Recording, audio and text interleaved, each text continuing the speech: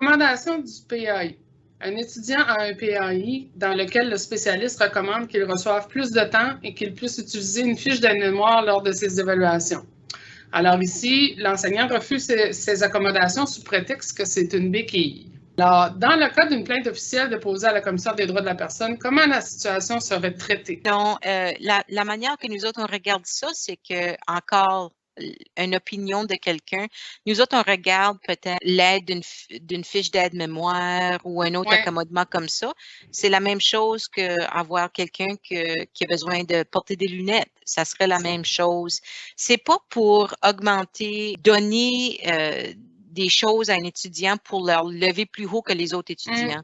C'est pour leur donner des accommodements puisqu'ils se rendent égaux à les autres étudiants qui n'ont pas besoin des mesures d'adaptation. Donc, on ne voit pas ça comme une béquille, on voit ça comme quelque chose qui rend la chance à succès égale comme les autres étudiants qui n'ont pas besoin d'accommodement. Donc, si un étudiant refuse ces accommodations sous prétexte que c'est une béquille, ça serait un problème si que l'étudiant déciderait de déposer une plainte envers la Commission des droits de la personne. Et c'est-à-dire aussi que l'enseignant comme tel peut être nommé comme un individu intimidé. Oui. Et ça se peut qu'on détermine après une enquête, disons, que le collège a fait tout ce qu'ils sont supposés de faire pour rendre les accommodements possibles à cet étudiant-là. Et c'était seulement l'enseignant qui était le mur là, que l'étudiant a frappé. J'ai déjà vu des dossiers qui ont été fermés contre, disons, le collège, mais ça continue contre l'individu. Oui. Donc, c'est très important de suivre les recommandations d'accommodement qui a été mises en place pour un étudiant. Ici, j'ai Serge Pierre qui dit il y a des contextes dans lesquels le temps d'exécution est un critère d'évaluation. Il est alors difficile d'allouer du temps supplémentaire tout en respectant l'évaluation. Alors ici, Serge Pierre, j'aimerais ça, peut-être si tu peux prendre la parole pour nous dire dans quel contexte on pourrait avoir une limite de temps. Dans les contextes de laboratoire où l'étudiant doit me sortir des résultats, exemple, dans 20 minutes. Puis, pour quelle raison? C'est des urgences. C'est une urgence parce qu'on fait des simulations. Puis ils ont 20 minutes pour me sortir un tube, pour me sortir toutes les analyses qui vont avec. Je ne peux pas lui permettre 30 minutes, ça ne marche plus là. Pour que l'étudiant me prouve qu'en 20 minutes, il est capable de me sortir des résultats valables. OK, puis ça, c'est, mettons, en urgence, à l'hôpital, en urgence, on a besoin de CDC. C'est exactement ça. OK.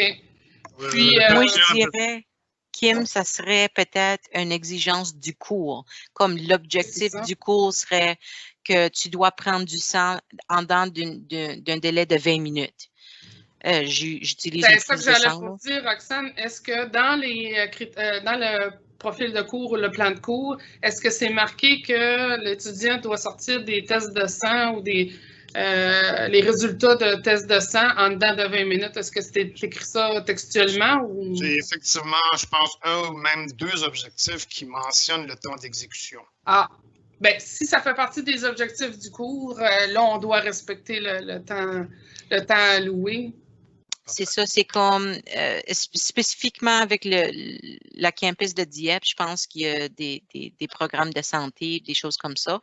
Ça serait un peu plus difficile pour accommoder un étudiant concernant plus de temps si c'est parti d'une évaluation, si que c'est parti d'un objectif du cours. Ça se peut que dans ce temps-là, tu peux pas, tu fais un argument pour dire, écoute, on ne peut pas parce que c'est un objectif du cours et pour passer le cours, tu dois effectuer le test en dedans du délai de temps qui a été prescrit. Ça serait peut-être un argument d'un contraint excessif que tu dois, pour passer le cours, tu dois pouvoir être capable d'effectuer un résultat en dedans de 20 minutes. Ça serait un peu plus différent de, disons, c'est qu'il y a un examen et vous alloquez 2 heures pour compléter un examen, mais un étudiant a besoin de 3 heures en cause d'un trouble d'apprentissage. Ça serait un peu plus différent parce que le temps qu'il prend pour écrire un examen, c'est pas une exigence du cours. C'est pas un objectif du cours que l'étudiant doit rencontrer pour passer le cours. J'aimerais rajouter quelque chose. Oui. J'ai des examens théoriques qui ressemblent des fois un petit peu à des simulations de laboratoire où je demande d'interpréter des grilles d'identification d'anticorps. L'étudiant doit être capable d'interpréter sa grille et me sortir des résultats exactement dans un temps défini. C'est un examen théorique, là. Donc, c'est difficile de donner du temps supplémentaire dans ce temps-là aussi. Ça serait un peu plus challenge, là. Parce que là, on rentre dans une examination écrite. Je comprends que vous avez besoin d'avoir comme un tel montant de temps, mais ça serait plus difficile à faire un argument que c'est une exigence du cours, un objectif du cours, quand que c'est pour un examen théorique. Ça serait très difficile. Parce que ça ne veut pas dire qu'avec 20 minutes d'extra, que l'étudiant ne pourrait pas avoir du succès, mais ça ne veut pas dire aussi que juste en cause que ça prend 40 minutes pour cet étudiant-là dans le test théorique, que ça ne va pas prendre... ça se peut que l'étudiant peut... voyons, comment tu dis ça? Avec la pratique, ne pourrait pas faire l'évaluation, disons, dans le laboratoire dans 20 minutes. Donc, il faut que tu regardes vraiment c'est quoi l'objectif du cours, c'est pourquoi que vous avez les limites de temps. Et c'est-à-dire que aussi que l'étudiant peut améliorer avec le temps, oui, avec la pratique. C'est qu'on veut mettre ça le plus réaliste possible. Puis avec un accompagnement de temps comme ça, surtout en domaine hospitalier, c'est pas réaliste parce que l'étudiant, quand il va arriver dans un milieu clinique, n'aura pas ce temps-là. Est-ce que tu peux nous parler un peu de la différence entre le CCNB, Roxane, et le milieu de travail? Les différences avec les mesures d'accommodement? Certainement. Bien, une chose qui n'est pas différente entre le CCNB et le milieu de travail, c'est qu'un employeur a aussi un devoir d'accommoder un employé jusqu'à un point de contrainte excessif. Ça veut dire que si que l'étudiant rencontre les exigences de leur cours et complète leur programme avec succès et qui rentre dans le milieu de travail, il y a encore besoin des accommodements pour assurer le succès. Ça veut dire que l'employeur, le devoir tombe maintenant sur les épaules de l'employeur à accommoder cet étudiant-là. Ça peut dire que l'exemple qui rentre dans ma tête, c'est la prise de sang parce que j'ai eu un dossier récemment dans ce milieu de travail-là, puis c'était que la personne avait un trouble d'anxiété et que ça prenait un peu plus longtemps pour la prise de sang. Donc, disons si que chaque employé a été assigné qu'ils doivent faire 10 prises de sang par heure, bien, cette personne-là pourrait seulement en faire 7 par heure. Mais l'accommodement était considéré temporaire jusqu'à un point que la personne se pratique, se rend confiant dans leur skill set, je vais dire, là. Puis qui pourrait se rendre à 10 par heure. Mais c'est la même chose au milieu de travail aussi. Si qu'il y a une augmentation de temps pour la prise d'examen, ça se peut que ça va continuer au milieu de travail aussi, qu'il y aurait une augmentation de temps ou une réduction de le montant de patients que la personne peut voir. Excuse-moi si je t'interromps, là, mais j'en reviens encore avec mon point. Si le technologiste, si l'étudiant se retrouve dans un milieu de travail en sciences transfusionnelles et qu'elle est toute seule, parce que souvent, il commence comme ça, toute seule dans le département. Si une transfusion doit prendre 15 minutes à préparer, cette personne-là ne peut pas avoir 25 minutes. L'accommodement ne peut pas être mis à ce niveau-là. Mais qu'est-ce qui arrive aussi, c'est que quand on est au collège communautaire, puis comparativement au milieu de travail, au collège communautaire, nous autres, on est régis par les profils de cours. Fait que ça va selon nos critères de rendement, ça va selon les objectifs du cours. Nous autres, on doit seulement répondre aux objectifs du cours. Même si on sait que sur le milieu du travail, ça va être telle ou telle chose, ben on ne peut pas aller au-delà des objectifs du cours en disant, ben sur le milieu du travail, c'est telle ou telle chose. Parce qu'il y a des ingénieurs pédagogiques qui ont décidé que le profil de cours était ainsi. Et si on met nos critères de rendement en fonction du métier ou en fonction sur le marché du travail, ben c'est pas ça notre rôle ou votre rôle en tant qu'enseignant. Puis j'ai déjà vu des cas. Excuse. Je comprends très bien ça. Excuse-moi si je t'interromps encore, puis ça va être la dernière fois. Non. Je comprends très bien ça. C'est que je trouve ça dommage des fois qu'on prépare nos étudiants pour le milieu du travail, puis on s'aperçoit qu'avec le paquet d'accommodements qu'ils ont comme peu de chance de pouvoir opérer puis travailler dans ce milieu-là. Oui. Ça me rend excellent point. Puis j'ai déjà vu un dossier. Ça fait longtemps passé, là, mais c'était un enseignant qui avait donné un échec à un étudiant parce qu'il ne pensait pas que l'étudiant pourrait avoir du succès au milieu de travail. Ça, c'était un problème parce que tu fais ça en bonne foi. Tu veux que tes étudiants ont du succès au niveau du collège et plus tard. Mais malheureusement, la seule chose que nous autres, on peut regarder, c'est qu'est-ce qui est dans notre contrôle et qu'est-ce qui est dans notre obligation de donner et de fournir à un étudiant. Si que l'étudiant ne peut pas rencontrer les exigences ou les objectifs du cours, ils reçoivent un échec, peu importe si qu'ils ont des accommodements ou non. Ça veut dire que si que l'étudiant peut rencontrer les objectifs du cours, qu'il y a une chance qu'ils peuvent avoir du succès aussi au milieu de travail. Mais tu peux voir les étudiants que peut-être qu'ils ne vont pas avoir du succès au milieu de travail, c'est sûr que peut-être qu'ils ne vont pas passer le cours, même avec des accommodements mis en place. Mais on n'a pas une balle de cristal qui peut dire que l'étudiant va avoir des troubles au milieu de travail parce que ça se peut que la personne va améliorer avec la pratique et que peut-être qu'ils ne vont même pas avoir besoin des accommodements au milieu de travail. Mais malheureusement, on peut pas donner une prédiction. On peut seulement dire qu'est-ce qu'ils peuvent faire au niveau du collège. Est-ce qu'ils peuvent rencontrer les objectifs du cours? C'est qu'il y a des limites de temps pour les évaluations, puis c'est partie de l'objectif du cours. Comme que tu as dit ici, qu'ils ont besoin de préparer une transfusion dans 15 minutes, je m'imagine que ça, c'est évalué au collège aussi, qui doivent compléter la tâche en 15 minutes. C'est qu'ils ne peuvent pas faire au niveau du collège, ils peuvent pas rencontrer les objectifs de ce cours-là, puis ils vont peut-être faillir le cours. C'est ça, ils ne passeront pas.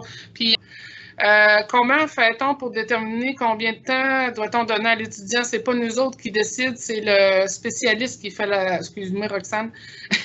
C'est le spécialiste qui fait l'évaluation, soit psychométrique ou soit psychologique ou soit médicale de l'étudiant qui détermine combien de temps supplémentaire que l'étudiant doit avoir. Exactement comme Serge Pierre, Antoinette me dit, Serge Pierre le mentionne, le temps d'exécution est un critère parfois et rappelons-nous que l'étudiant reçoit le même diplôme que les autres. Par exemple, taper une lettre ça doit être ne doit prendre 2 heures, mais au plus 20 à 30 minutes. Alors, mais ça, comme Roxane disait, peut-être en cours de route, ça va y prendre 2 heures les premiers temps, mais à la fin, quand il va être évalué, il va être capable de le faire en 30 minutes. Je ne sais pas si Roxane, tu voulais ajouter quelque chose là-dessus. Non. OK. Exactement. Alors, Arline, une accommodation est mise en place quand elle n'atteint pas ou ne contrevient pas à l'objectif du cours ou du programme. Si jamais l'enseignant doute que l'accommodation favoriserait l'étudiant, il donnera un avantage sur les autres, puis il doit en informer la coordonnatrice d'inclusion faut travailler en équipe tous ensemble avec l'étudiant. Alors, restez pas non plus dans le néant avec vos questions puis vos interrogations, puis en ayant les recommandations, puis en disant, ben j'ai les mains liées, sinon j'ai la commission des droits de la personne. Non, on peut vérifier tout ça avec la conseillère en inclusion, puis avec l'étudiant, puis c'est un travail d'équipe, là. Oui, pas toutes ces mesures-là retombent sur le dos non plus des enseignants, là. Absolument. Kim, tu rends un bon point. Puis je pense que j'ai vu un petit peu d'un commentaire tout à l'heure qui dit on n'a pas toute l'information. C'est vrai. On demande à les enseignants à appliquer les accommodements, les demandes d'accommodement, sans avoir tous l'information. Puis je le sais, c'est un peu troublant, là, mais la personne qui a toute l'information, c'est les CI. C'est les personnes au centre. C'est très important de travailler comme équipe. C'est vrai que tu n'as pas le droit à accéder à toute l'information, mais tu peux être assuré que quelqu'un au centre va avoir l'information nécessaire. Donc, c'est important de travailler en collaboration avec le centre de soutien d'apprentissage parce que c'est vos amis, c'est vos allies. Comment tu dis allies en français? Alliés. Oui, c'est vos alliés.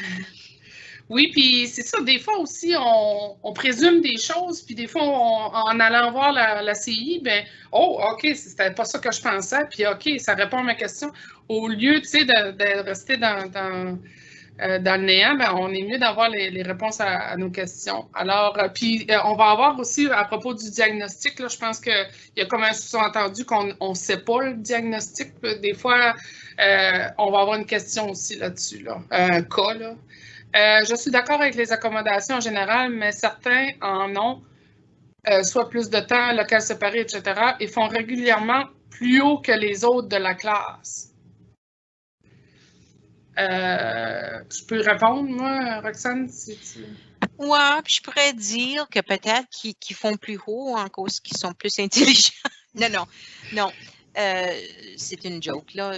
Non, c'est qu'on ne peut pas dire, est-ce que tu peux dire certainement 100% avec l'expertise que tu te rends, que la raison que cet étudiant-là fait plus haut que les autres, c'est en cause qu'ils ont plus de temps. Tu peux pas. Tu peux pas, il faut que tu accommodes en bonne foi en pensant que cet étudiant-là a été déterminé par un spécialiste d'avoir un trouble d'apprentissage, donc, ou ben non, une incapacité mentale ou quoi que ce soit, qui a besoin plus de temps. Donc, on ne voit pas ça à un avantage. On n'essaie pas de les rendre à un avantage. On essaie de les rendre égales. Et comme n'importe quel étudiant que vous n'avez qui font plus haut que les autres.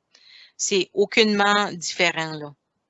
C'est ça, c'est qu'il y a une différence aussi entre trouble d'apprentissage puis difficulté d'apprentissage. Un trouble d'apprentissage, c'est quelque chose qui peut être pallié par une mesure d'accommodation, tandis qu'une difficulté d'apprentissage, des fois, la mesure d'adaptation, d'accommodement ne fonctionnera pas ou aidera pas l'étudiant.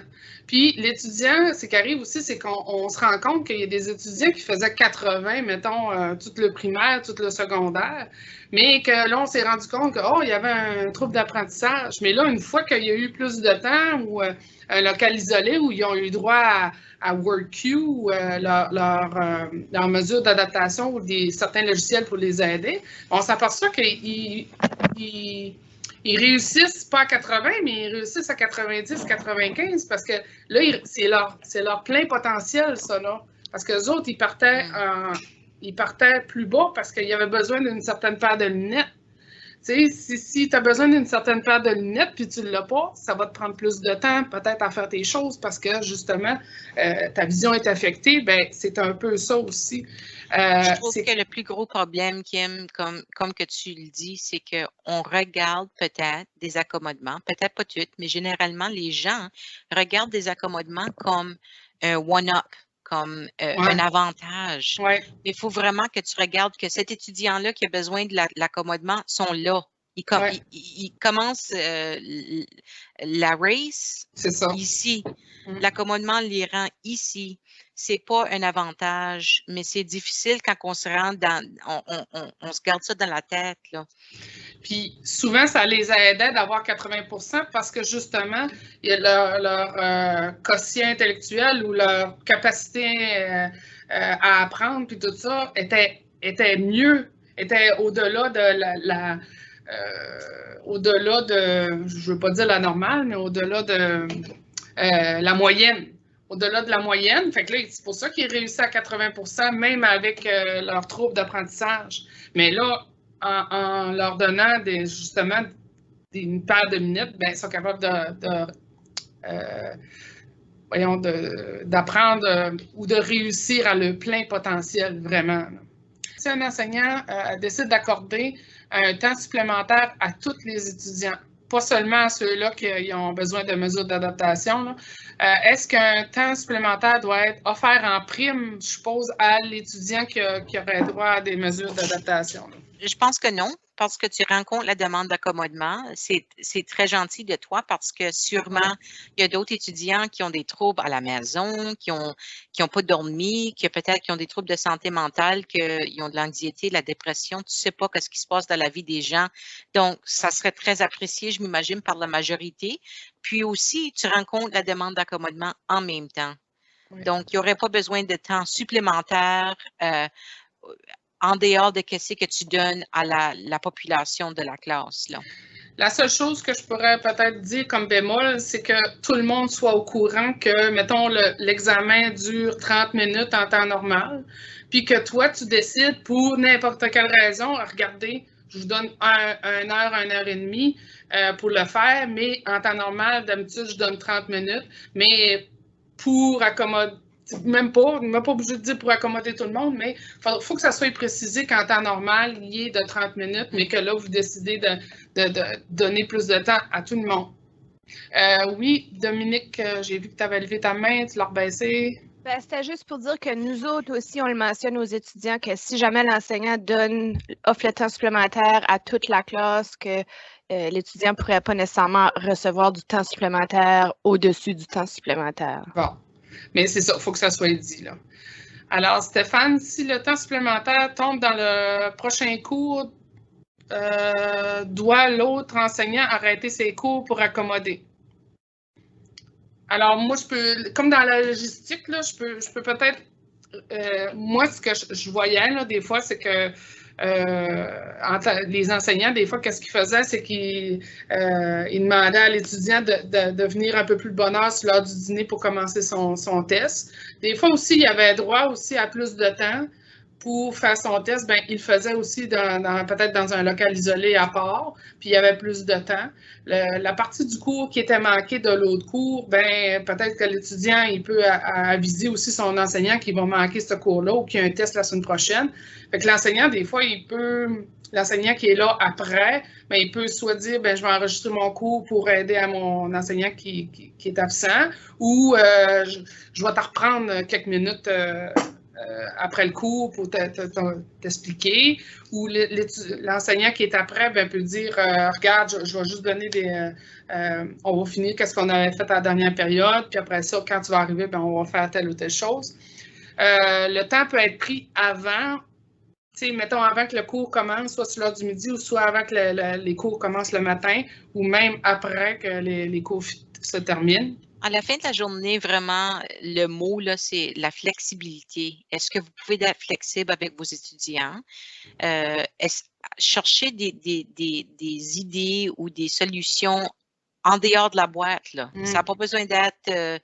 c'est là, si que vous pouvez essayer de réduire le contraint que ça cause à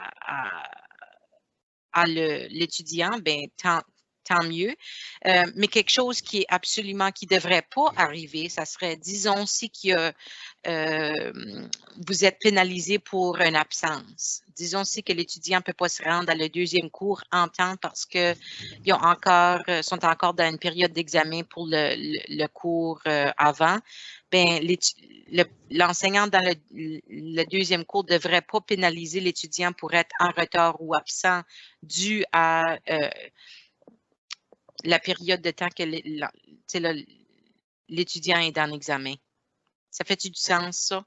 il y a une différence entre une recommandation d'un spécialiste, d'un professionnel qui est équipé avec les évaluations et sont des experts dans leur matière, et une opinion. C'est très, très dangereux de rendre une opinion ou de donner préférence à l'opinion.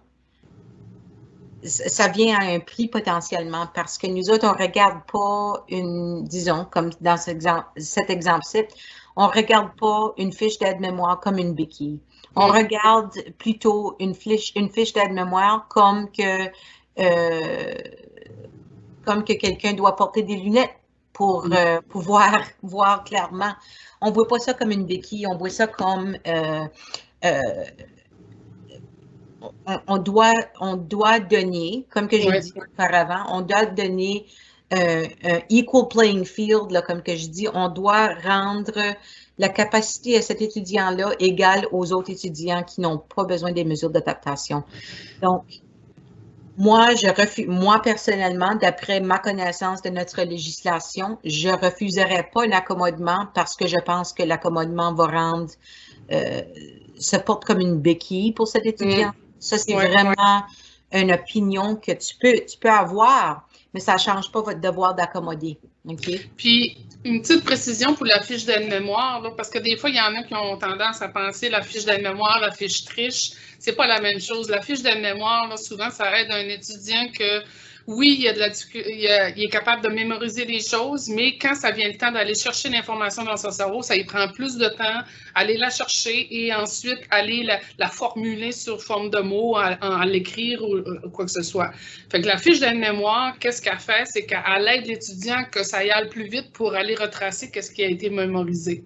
Un exemple de fiche d'aide-mémoire, un exemple de qu'est-ce que ça ne devrait pas être, c'est que si moi, personnellement, je prends la fiche d'aide-mémoire d'un étudiant, puis je vais faire son examen dans son cours que je n'ai pas suivi, puis que je passe le test avec 60% et plus, bien, ça veut dire que ça, c'est une fiche triche. Tandis que si l'étudiant a fait une fiche d'aide-mémoire que seul lui comprend avec des dessins, des lettres, des acronymes, des choses, des mots, des affaires qui n'ont pas nécessairement un lien entre eux ou ce n'est pas des définitions complètes ou des choses comme ça, bien, des fois, vous pouvez le permettre, là, mais puis que si j'aurais fait l'examen, je ne la passerais pas plus, bien là, souvent, je dirais ça a tendance à être une bonne fiche d'aide-mémoire.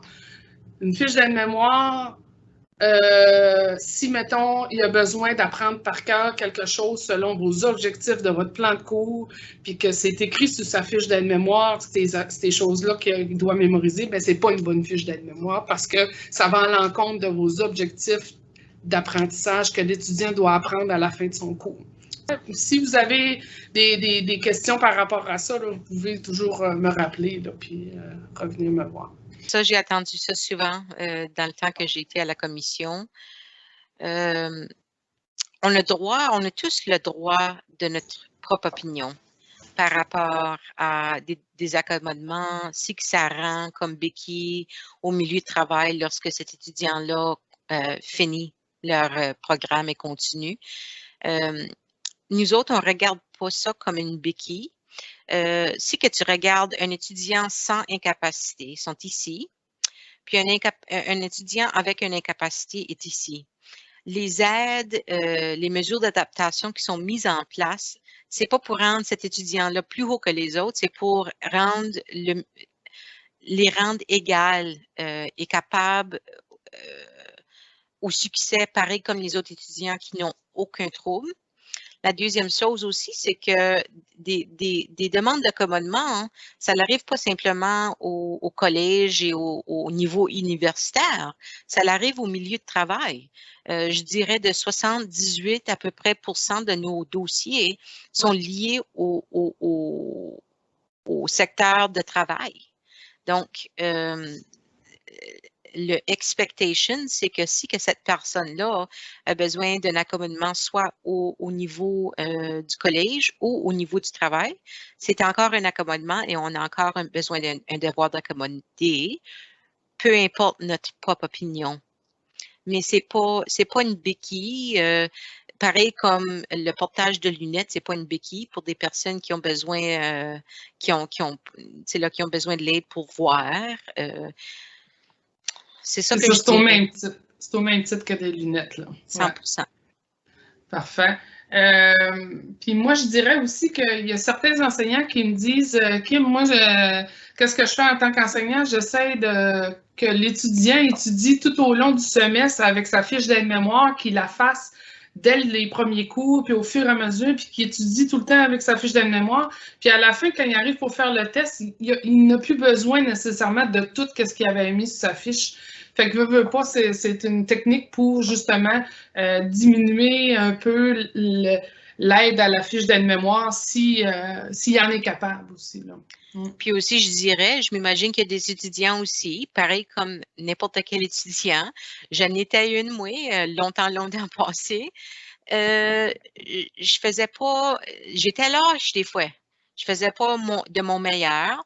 Ça l'applique à des étudiants dans vos cours et ça l'applique à des étudiants aussi qui ont des troubles d'apprentissage. Oui. C'est également, donc, si qu'un étudiant n'utilise pas, je sais qu'on va en discuter plus tard, mais si qu'ils n'utilisent pas leur fiche d'aide-mémoire tout le long du cours, ben c'est leur responsabilité. Ça se peut que quand ça vient à l'examen, ils ne vont pas réussir.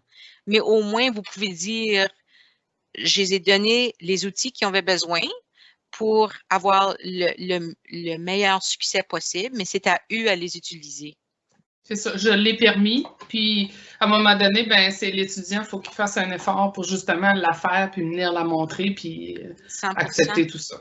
Puis nous autres, on voit des plaintes comme ça, des étudiants qui ont failli, ils ont fait un échec, et ils ont fait un appel avec l'école, puis ça n'a pas été bien, puis ils déposent une plainte. Ben c'est beau, n'importe qui peut le déposer une plainte, mais ça ne veut pas dire qu'on détermine le mérite. Donc, lorsqu'on commence à demander des questions, on parle à l'enseignant dit « Hey, on a donné les outils qui ont été recommandés par le CI, mais l'étudiant ne les a pas utilisés, n'était pas à la classe, etc. » On ferme ces dossiers-là. C'est là, mais... D'où là l'importance aussi de prendre des petites notes en tant qu'enseignant sur les absences, la personne n'est pas venue pour montrer la fiche d'aide-mémoire, elle n'a pas pris son temps supplémentaire, des choses comme ça, là, juste pour se prendre des petites notes au cas où. Parce qu'à la fin de la journée, nous autres, on veut savoir, est-ce que vous avez offert les mesures d'adaptation qui étaient nécessaires pour cet étudiant-là? Si que la réponse est oui et que l'étudiant n'a pas eu du succès dans leur cours, bien, c'est malheureux, mais c'est ça la réalité. Aussi longtemps que vous pouvez démontrer que, écoute, c'est ça ici qu'on a mis en place, l'étudiant n'a pas participé. Bien, c'est la responsabilité de l'étudiant à ce stade-là. J'ai eu une situation similaire que celle-ci que j'ai dû essayer de médier. On a eu du succès, on est venu à un règlement amiable, mais c'était très difficile. Qu'est-ce qui arrive, c'est qu'un étudiant démontre peut-être des faiblesses ou peut-être même que c'est des faiblesses dues à des troubles d'apprentissage ou une autre incapacité physique ou mentale. Et pour cette raison, des accommodements sont mis en place pour assurer que l'étudiant a les mêmes opportunités que les autres étudiants dans soit le stage ou... Ça arrive souvent avec des stages, je trouve. Vous, comme collège, vous êtes obligé d'accommoder jusqu'à un point d'un contraint excessif dans le milieu de l'éducation. Donc, n'importe quelle chose que vous êtes responsable pour, soit des cours, soit des stages, les choses comme ça, vous devez accommoder pour assurer que cet étudiant-là puisse réussir comme les autres étudiants. Si que vous avez une opinion que l'étudiant va pas avoir les mêmes mesures d'adaptation disponibles au milieu de travail, vous avez le droit à vos opinions, mais vous n'avez pas le droit à empêcher cet étudiant-là à continuer avec les mesures d'adaptation qui sont déjà mises en place. OK? Qu'est-ce qui arrive aussi que les gens oublient, c'est que des employeurs aussi, ils ont des obligations d'accommoder jusqu'à un point d'un contraint excessif. C'est pas une béquille, c'est pour mettre les opportunités plus égales. Donc, c'est pas considéré une béquille sous notre loi, OK? Si il y aurait une plainte officielle déposée à la commission et l'argument de le collège ou de l'enseignant comme tel serait, écoute, je veux pas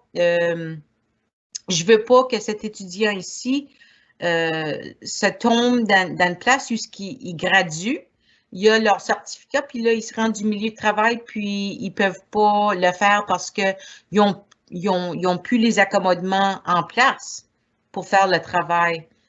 Mais ça, c'est pas de votre responsabilité. Ça serait un problème avec l'employeur comme tel. L'employeur a encore une obligation d'accommoder. Ça veut dire que s'il y a des accommodements mis en place pour le stage, ça se peut que l'employeur serait responsable pour mettre ces accommodements-là en place au milieu de travail aussi. Donc, c'est pas à nous à déterminer que l'étudiant utilise le raccommodement comme une béquille et c'est pas à nous pour déterminer que l'accommodement va assurer que l'étudiant-là va pas avoir de succès au marché de travail. Ça répond-tu à la question? Oui, ben pour moi, oui, là, puis j'ai pas d'autres questions, sauf que Paul, peux-tu prendre la parole? Je suis pas sûre de comprendre ton intervention. C'est une mise à niveau, genre, qu'est-ce que tu voulais dire, pardon? C'est juste quand on essayait d'expliquer un petit peu c'est quoi le rôle d'un accommodement. Dans le fond, c'est une mise à niveau pour l'étudiant avec une incapacité. Donc, c'est lui permettre de performer avec les outils qu'on lui donne au même niveau qu'un étudiant qui n'a pas d'incapacité. Absolument. C'est ça pourquoi je dis tout le temps pour mettre égal avec les autres étudiants. Merci, Paul. C'est à cause que souvent, des gens qui ne comprennent pas comme le processus d'accommodement, ils pensent que ça leur donne comme un avantage sur les autres étudiants. Mais les mesures d'adaptation, c'est vraiment là pour les mettre égal à les autres étudiants. C'est pas pour leur donner un avantage, c'est pour les mettre parce que peu importe si ils ont une incapacité, ça leur garde à un désavantage à les autres étudiants et les outils sont là pour les mettre à égal à les autres étudiants de la classe.